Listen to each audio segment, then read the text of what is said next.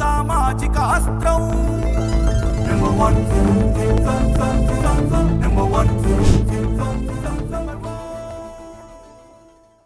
Welcome to number 1 news. This is Madhulalitha. Nellore జిల్లా కందుకూరు మండలం దారకానిపాడులో దారుణ హత్యకు గురైన కాపు యువకుడు తిరుమలశెట్టి లక్ష్మయ్య నాయుడు కుటుంబానికి 2 కోట్ల రూపాయలు నష్టపరిహారంగా చెల్లించాలని కాపు నాయకులు డిమాండ్ చేశారు. జరిగిన హత్యను నిరసిస్తూ 2 తెలుగు రాష్ట్రాల కాపు నాయకులు బాధిత కుటుంబాన్ని పరామర్శించారు. అధికార పార్టీకి చెందిన ఒక వ్యక్తి కులహంకారంతో ఈ హత్య చేశాడని, దీనిని తీవ్రంగా ఖండిస్తున్నట్లు కాపు నాయకులు ప్రకటించారు.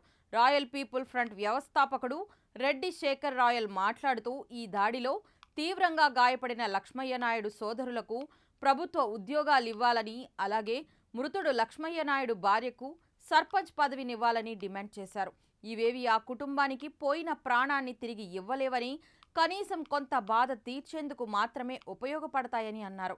ఇంత పెద్ద ఘోరం జరిగి ఇన్ని రోజులైనా కూటమి ప్రభుత్వంలో ఉన్న కాపు ఎమ్మెల్యేలు, మంత్రులు నోరు విప్పకపోవడంపై రెడ్డి శేఖర్ రాయల్ విమర్శించారు. ఇప్పటికైనా కూటమిలోని కాపు నాయకులు ఈ దుర్జన్య కాండపై గొంతు విప్పాలని, బాధితులకు న్యాయం జరిగేలా చూడాలని రెడ్డి శేఖర్ రాయల్ కోరారు.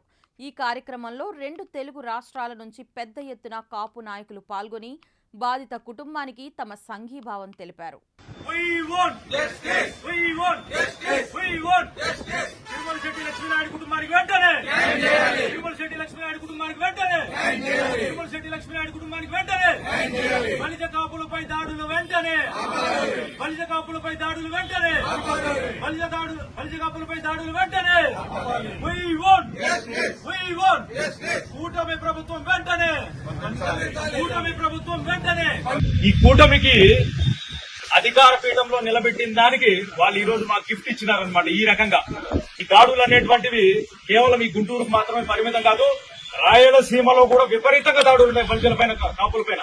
సో నేనేం చెప్తున్నానంటే, మీరు మాకు గిఫ్ట్ ఇచ్చారు కాబట్టి మీకు మళ్ళీ మేము వచ్చేసి అదే విధమైనటువంటి తీరులో, అదే విధమైనటువంటి స్థాయిలో మేము గనక గిఫ్ట్ ఇచ్చినామంటే మాత్రము ఈసారి ఆంధ్రప్రదేశ్ అనేది వదిలిపెట్టి ప్రపంచ దేశాలు వచ్చేసి ఎక్కడెక్కడ ఉన్నాయో మీ స్థావరాలు అక్కడికి పోవాల్సినటువంటి పరిస్థితి అనేది మీకు ఏర్పడుతుందని చెప్పేసి హెచ్చరిక అనేది జారీ చేస్తున్నాం. ఈరోజు యావత్తు బలిజ, కాపు, తెల్లగా, ఒంటరి సమాజం నుంచి.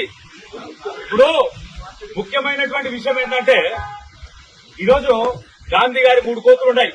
చెడు వినకు, చెడు కనకు, చెడు మాట్లాడకు అని చెప్పేసి. అంటే ఆ విధంగా వచ్చేసి ఈ కాపు, బలిజ, తెలగ సామాజిక వర్గానికి చెందినటువంటి ఆ ఎమ్మెల్యేలు మీ నోట్లు మూగపోయినాయా, మీ కళ్ళు గుడ్డైపోయినా, మీ చెవులు వినపడడం లేదా? ఈ హత్య జరిగి ఇన్ని రోజులు అయితే అంటే ఇంతవరకు కనీస స్పందన లేదు. మిగిలినటువంటి సామాజిక వర్గాలు ఏ విధంగా స్పందిస్తాయి వాళ్ళని చూసి కొంచెం సిగ్గు తెచ్చుకోండి. ఈ రోజు బలిజలు, కాపులు అంటే కరివేపాకులు కాదు, సామ్రాజ్యాన్ని నిర్దేశించేటువంటి శక్తివంతమైనటువంటి కూటమి ఇది.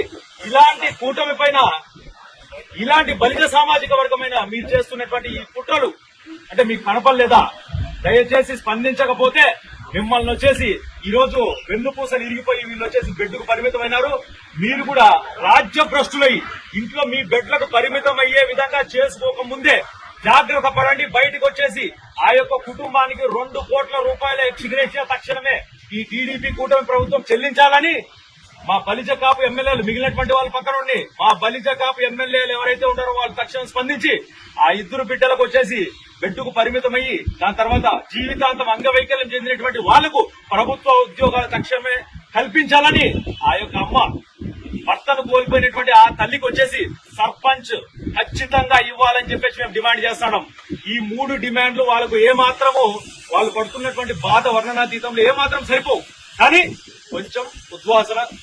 కాబట్టి కూటమి ప్రభుత్వానికి మాకు ఇచ్చినటువంటి గిఫ్ట్ మేము తీసుకున్నాము, మీకు రిటర్న్ గిఫ్ట్ అనేది ఇచ్చే లోపల మీరు స్పందిస్తే బాగుంటుందని చెప్పేసి హెచ్చరిక జారీ చేస్తూ, ఇలాంటి మరిన్ని అప్డేట్స్ కోసం చూస్తూనే ఉండండి నంబర్ 1 న్యూస్. సామాన్యుడి చేతిలో సామాజిక అస్త్రం.